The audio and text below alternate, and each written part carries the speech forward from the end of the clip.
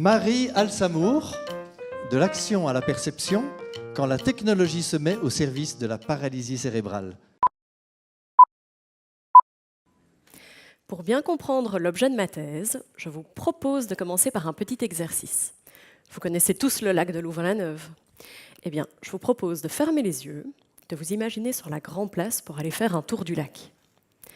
Vous allez sans doute emprunter la passerelle près de l'Aula Magna. Vous allez ensuite tourner vers la droite pour passer devant le premier tunnel, puis le deuxième tunnel. Vous avez la ferme équestre, vous passez devant la souche, vous avez la grande boucle là, et puis vous pouvez reprendre la passerelle et vous êtes à nouveau sur la grande place. Tout va bien ? Ok, maintenant je vous propose de refaire cette même promenade, mais avant je vous donne un sac à dos rempli de boîtes de conserve pour un total de 20 kilos. Donc on reprend la passerelle, on repasse devant le premier tunnel, le deuxième tunnel, la ferme équestre, la souche, la grande boucle, et puis on remonte cette passerelle pour revenir sur la grande place. Tout est toujours OK ? Je parie que cette deuxième promenade vous aura semblé beaucoup plus longue que la première, pour une distance réelle qui est pourtant exactement la même.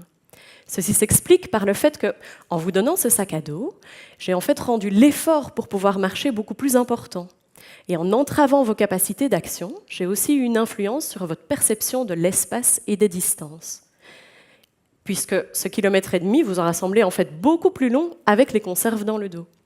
Il y a donc un lien entre les capacités d'action d'une part et de perception d'autre part.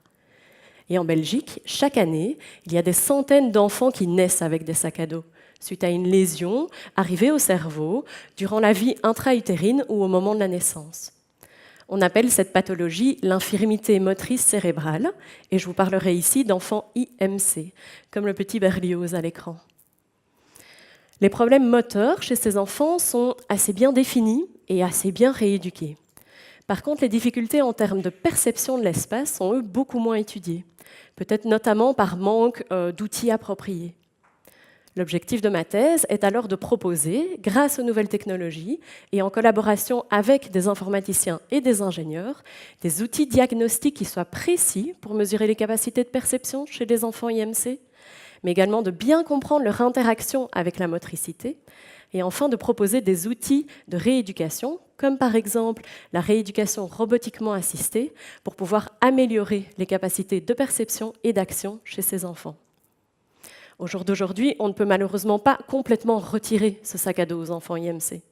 Mais peut-être qu'en le comprenant mieux, on pourra leur apprendre à mieux agencer les boîtes de conserve dans leur sac, de manière à ce qu'ils impactent moins leur quotidien et qu'ils puissent faire un bout de chemin en se sentant un petit peu plus légers. Merci.